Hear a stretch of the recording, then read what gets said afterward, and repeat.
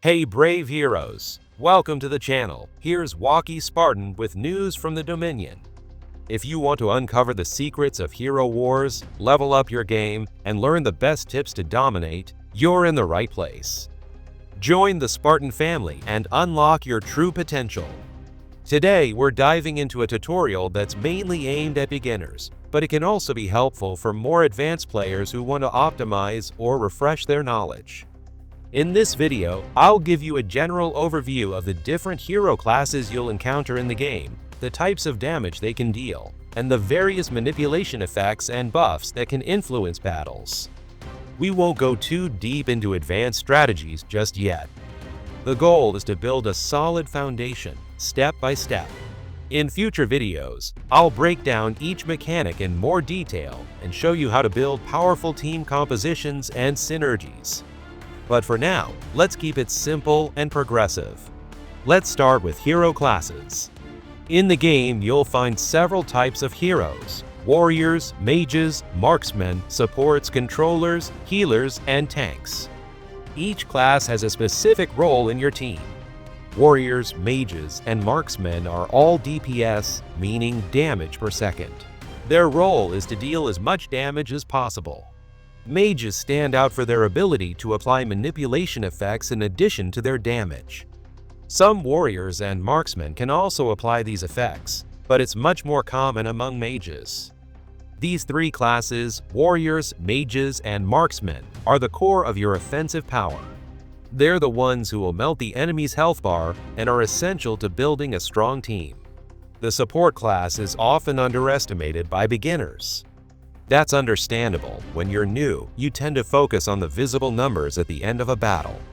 You might think that a hero who deals very little damage is useless, when in reality, their impact doesn't show up in the damage charts. Take Nebula, for example. On the battlefield, she does very little damage, yet she allows her allies to hit much harder. Without her, your team's overall damage drops significantly. The same goes for Sebastian, who can protect your team from certain manipulation effects and completely turn the tide of a fight. So supports are a crucial class, and you absolutely shouldn't ignore them if you want to build an effective and balanced team. By the way, if you're interested, you can find a guide for Nebula and Sebastian on the channel if you want to learn more about these two heroes. Now let's talk about the controller class. This is a class I personally love, but it's lost some of its power in the current meta. You'll find a lot of Sebastians on defense, which blocks most manipulation effects, and Chorus has made things even more complicated.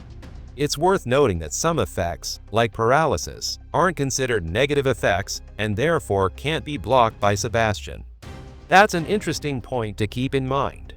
Even though the controller class has been weakened, it's still useful in certain scenarios, particularly when your opponent doesn't have Sebastian or Chorus. But those two are now so common that it's increasingly difficult to use controller-focused strategies effectively.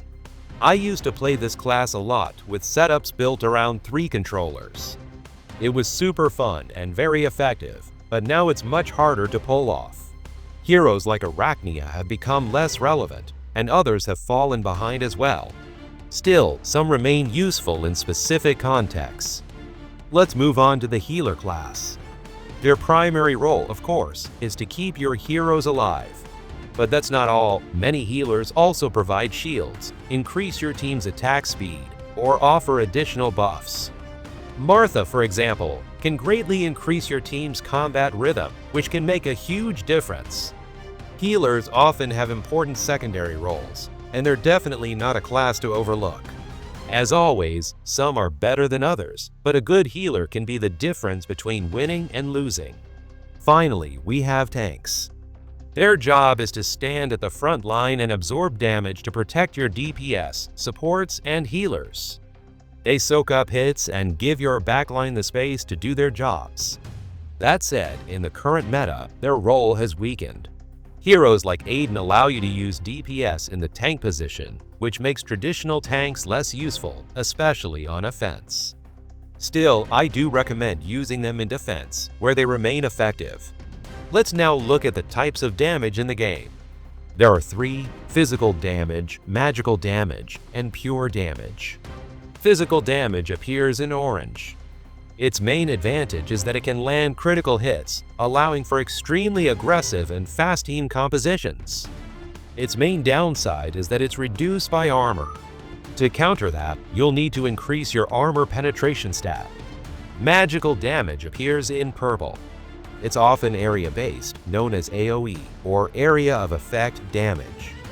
It lets you hit multiple enemies at once and can wipe out a full team in seconds. Shout out to Amira, who's amazing in this role. Mages often bring manipulation effects or support abilities on top of their damage, making them very interesting to play.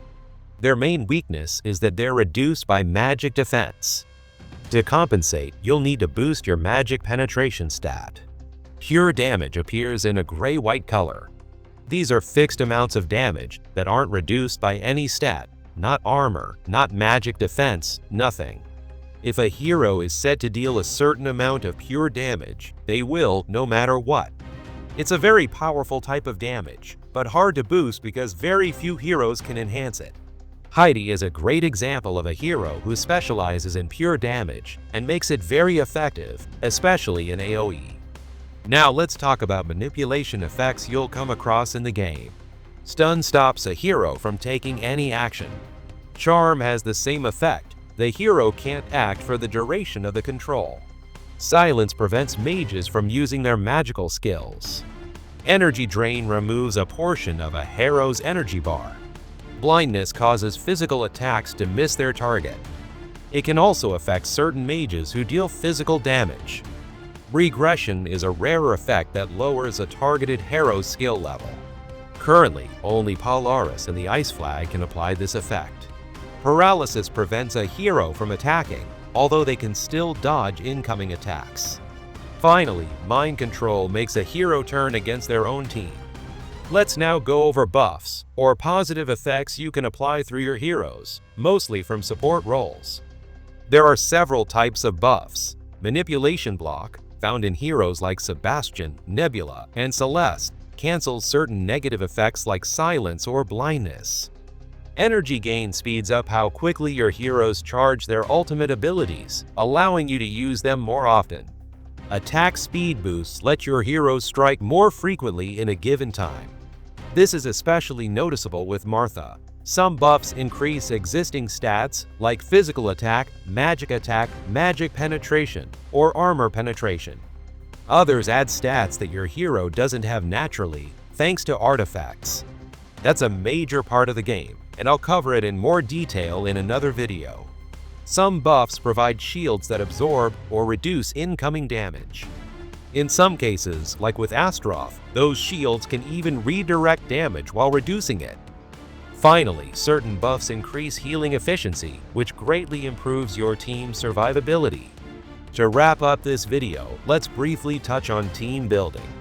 We're not going into specific heroes just yet, but I want to show you how to build a strong team by understanding the core priorities. A solid team is built around controlled imbalance.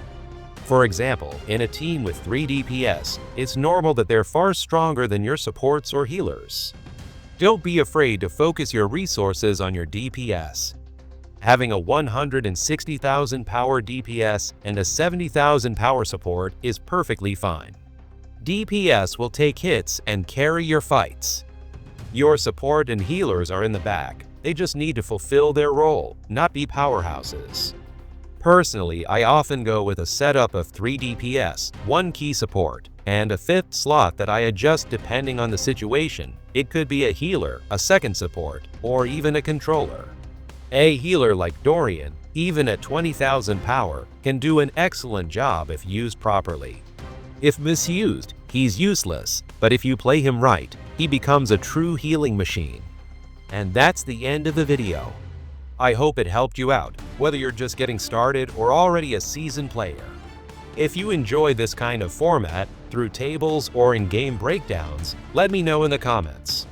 And of course, if you haven't already, make sure to subscribe. It really helps support the channel. Thanks for watching, and see you soon in Dominion. This was Waki Spartan for Hero Wars. Take care.